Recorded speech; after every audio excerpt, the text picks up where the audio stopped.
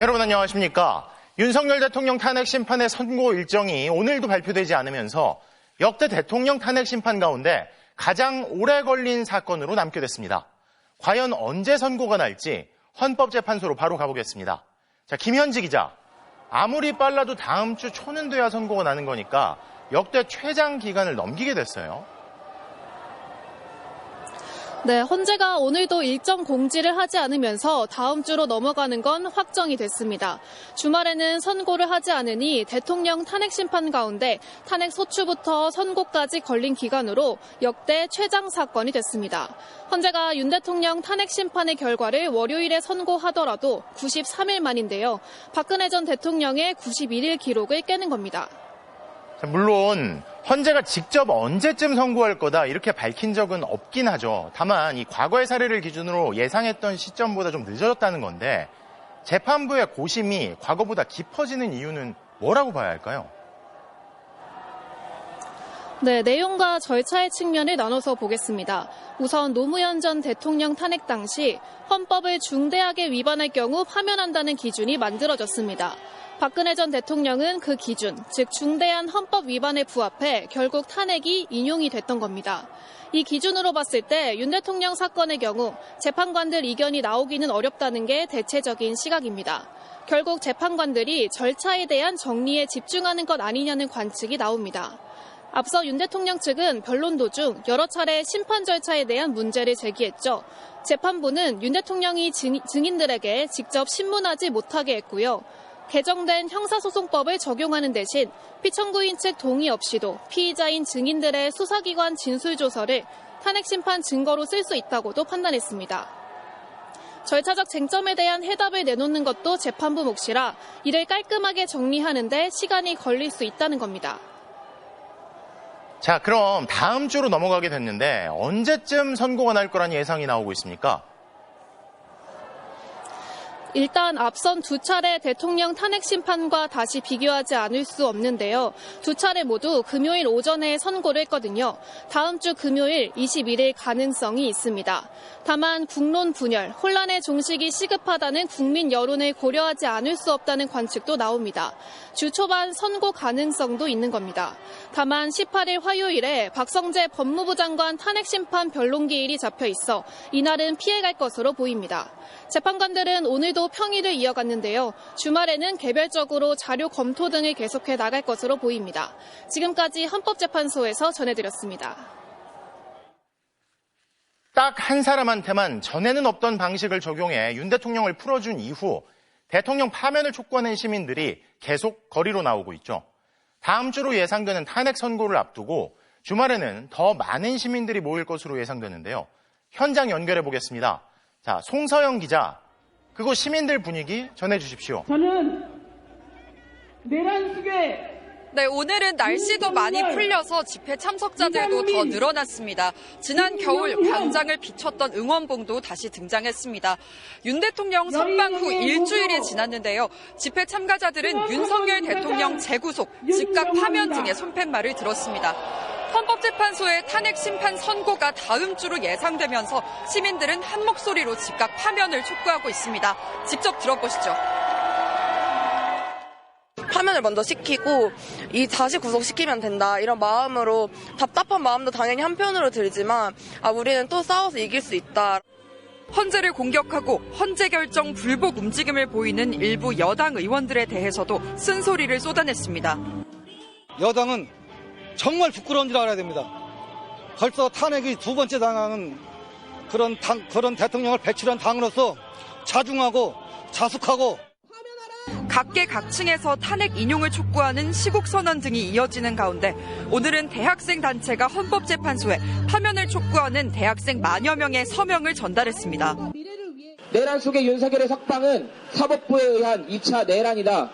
각종 법령과 인권을 운운하며 내란 수계를 풀어주었으나 일주일도 되지 않아 거짓이 탄로났다. 국정 혼란을 막고 헌정 질서를 수호하고 국민의 일상을 되찾는 길은 오직 파면뿐입니다. 주말인 내일은 이곳 헌법재판소 근처는 물론 도심 곳곳에 대규모 집회가 예고됐습니다. 광화문과 종로 등지에서는 탄핵 찬성 집회 후 행진도 예정돼 있습니다. 전광훈 목사가 주최하는 탄핵 반대 집회도 예고돼 있는데요. 경찰은 혹시 모를 충돌에 대비해 경력을 강화하고 교통 통제에도 나설 방침입니다. 지금까지 헌법재판소 인근 집회 현장에서 MBC 뉴스 송서영입니다. 윤 대통령이 풀려나자 12.3 내란 이후 탄핵을 외쳤던 이들이 다시 거리로 나오고 있는데요. 오늘은 당시 시국선언을 냈던 영화인들이 광장에 섰습니다.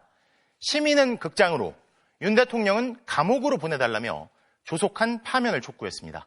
문다영 기자입니다. 영화 마라톤을 연출한 정윤철 감독. 오늘의 촬영 현장은 광화문 광장입니다.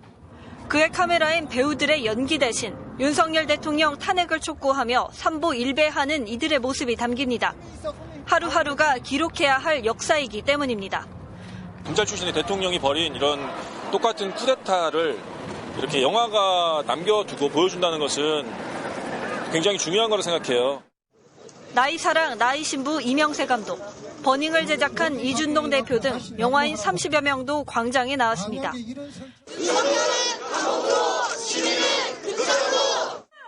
시민은 마음 편히 영화를 보고 감독은 영화 만드는 일상이 이젠 특별한 소원이 됐습니다. 탄핵이 빨리 인용돼서 일상으로 돌아가고 싶었는데 이 헌법재판소가 이 결정을 안 내려주고 있으니까 너무 답답하고. 내란 혐의 대통령이 구속됐다 다시 풀려나는 영화보다 더 영화 같은 현실. 만약에 이런 설정을 갖고 시나리오를 작가가 써온다면 우리는 그 시나리오를 도저히 받아들일 수 없습니다. 그런데 실제로 그런 일이 지금 대한민국에 벌어지고 있습니다. 거리로 나선 영화인들은 역사를 반드시 기록하겠다고, 그리고 그 기록 영화의 주인공은 시민이라고 강조했습니다. 그 영화는 우리에겐 해피엔딩, 당신들에겐 새드엔딩 영화일 것입니다. MBC 뉴스 문단.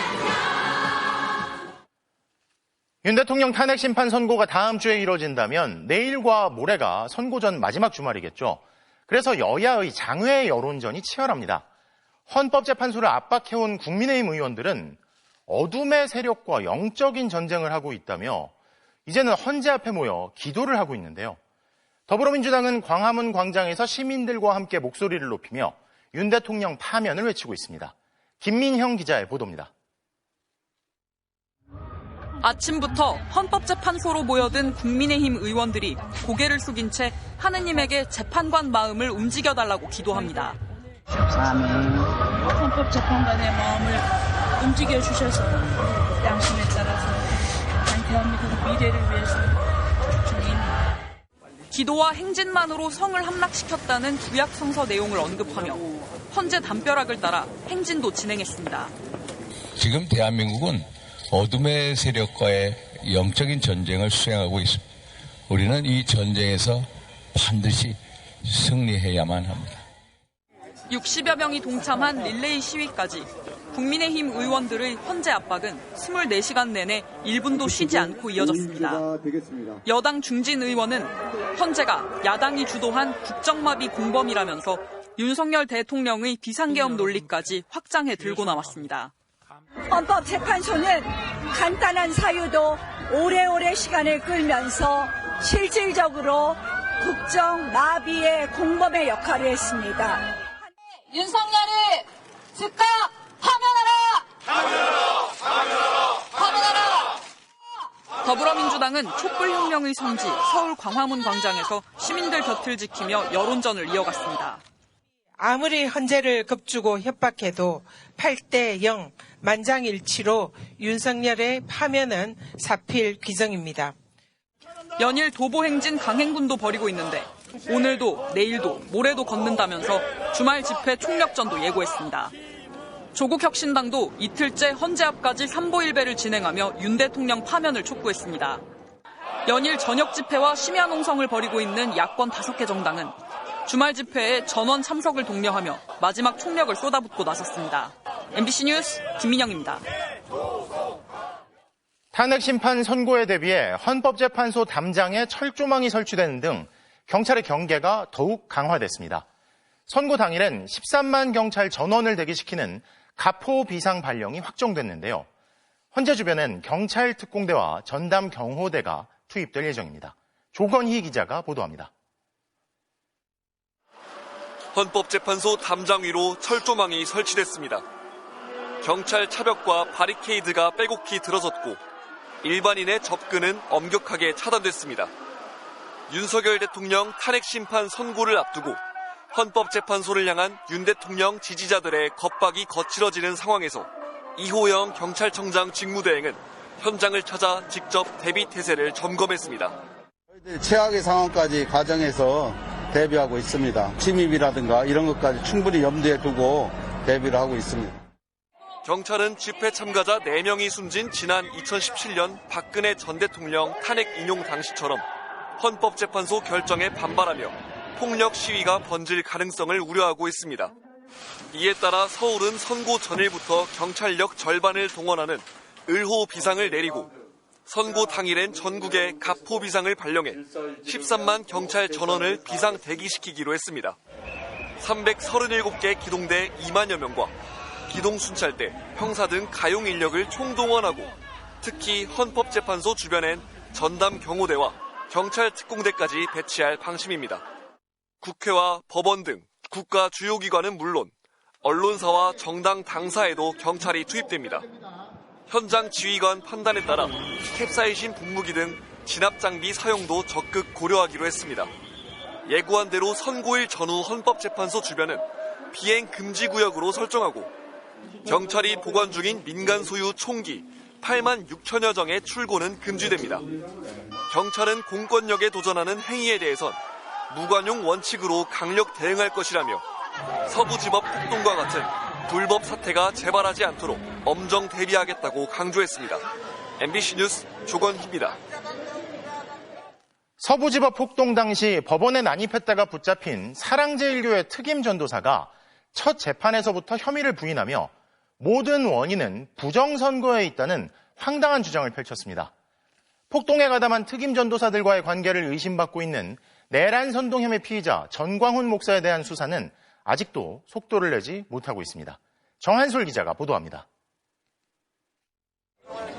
사랑제일교회 특임 전도사인 윤영보 씨가 법원 앞 시위대를 향해 소리를 지릅니다. 윤석열 진짜 같이 싸우라고! 이대로 가면 윤석열 대통령 바로 윤 씨는 폭도들이 법원에 들어갈 수 있도록 철창을 들어올리고 본인도 함께 난입했다 2주 만에 붙잡혔습니다.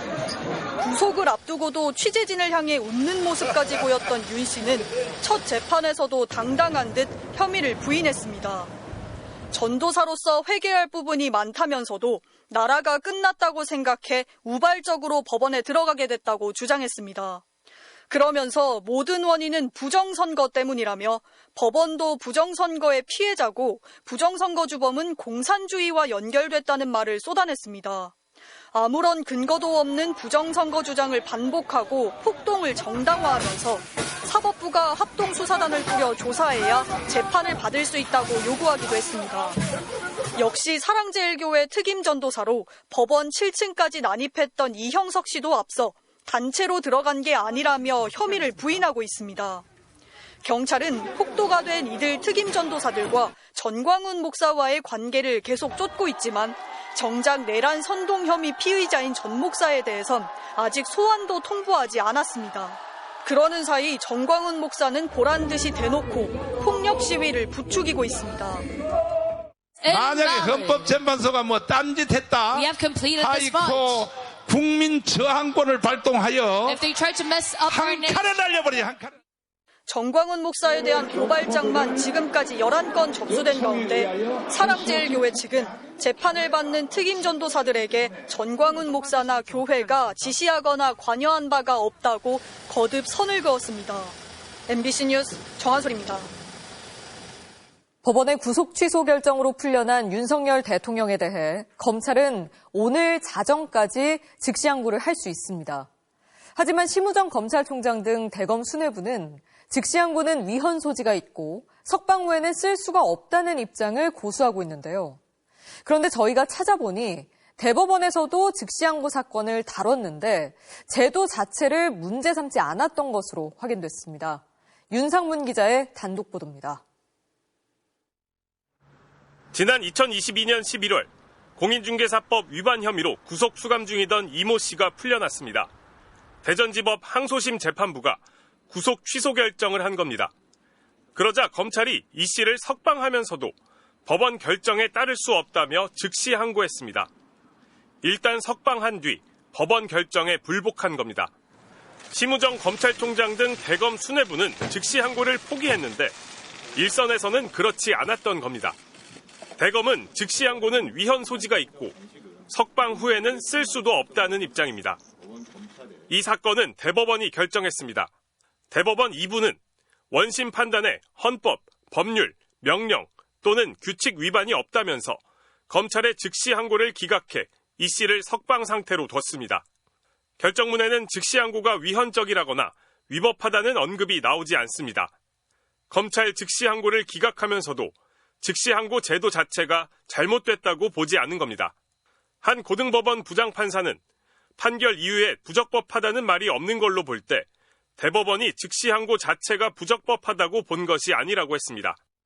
대법원도 문제 삼지 않고 넘어갔잖아요. 그러니까 석방하고 즉시 항고하는 것도 가능하다는 겁니다.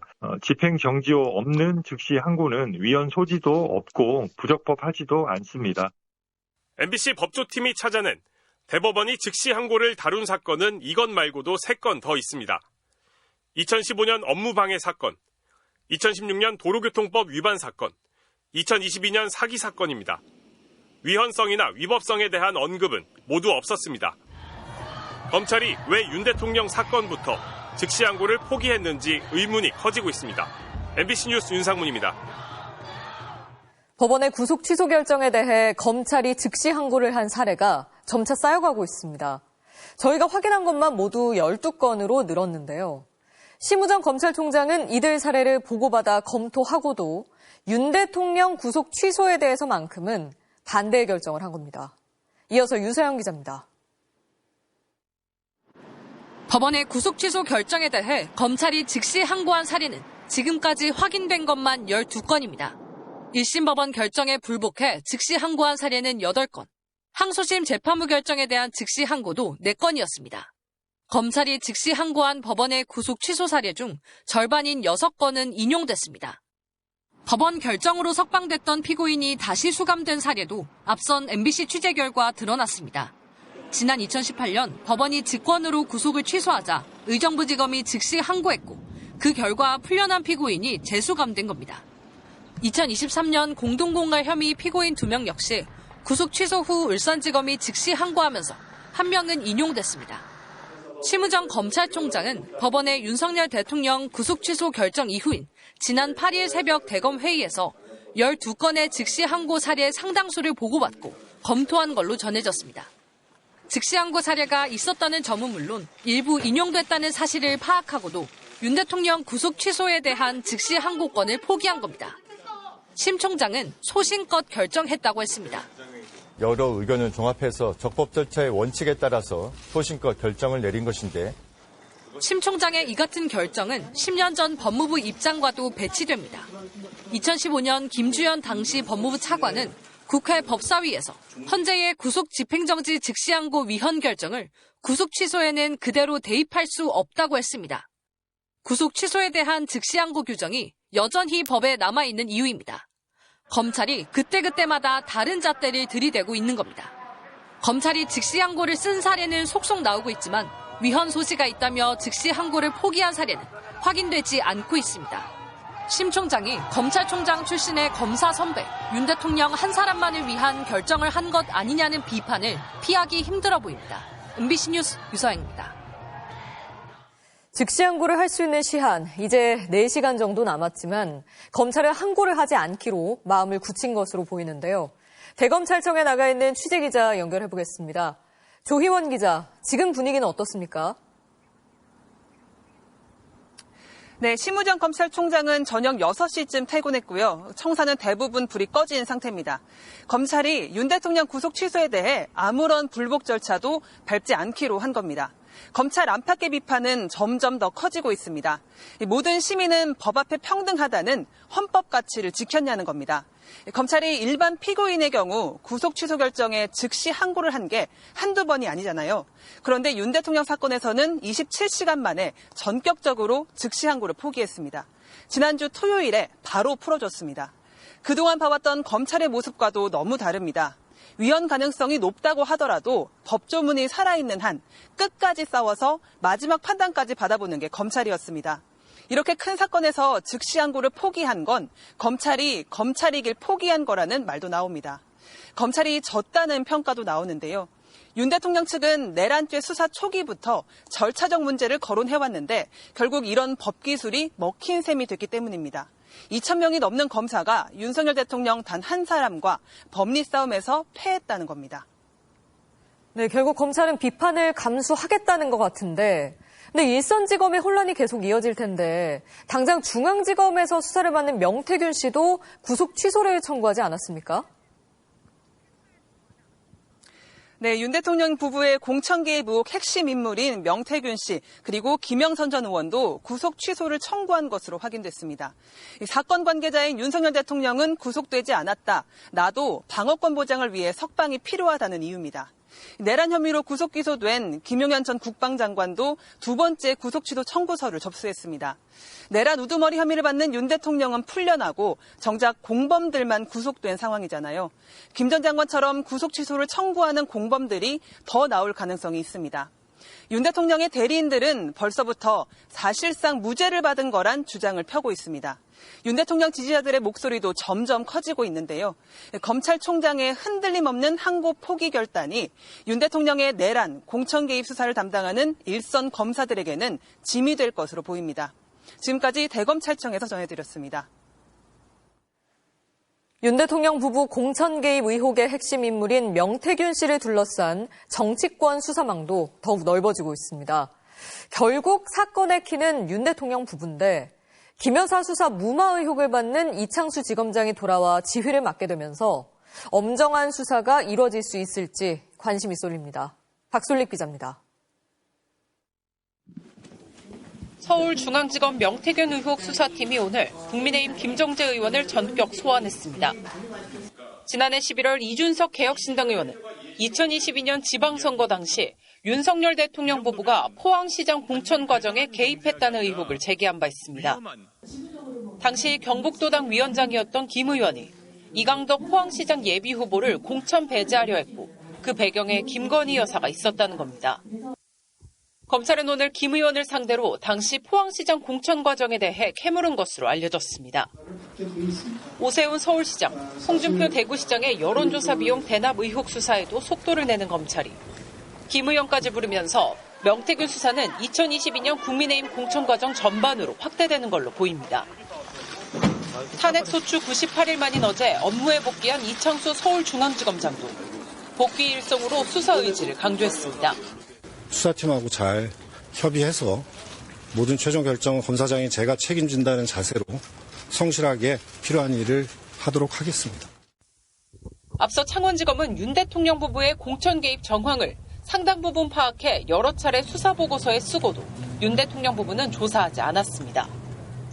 애초 검사도 없는 수사과에 사건을 배당했다. 언론 보도가 나온 뒤에야 뒤늦게 형사부에 사건을 넘기기도 했습니다. 앞서 김 여사 봐주기 수사 의혹으로 탄핵 기로에까지 섰던 이 지검장이 이번에는 의혹을 제대로 털어낼지 관심이 쏠립니다. 현재는 김 여사가 시세 조정을 인지했는지 등을 확인하기 위해 검찰이 적절히 수사했는지 의문이 남는다고 지적했습니다. 결국 이 지검장이 스스로 밝힌 수사 의지는 우선 김 여사에 대한 조사 시기와 방식으로 입증될 것으로 보입니다.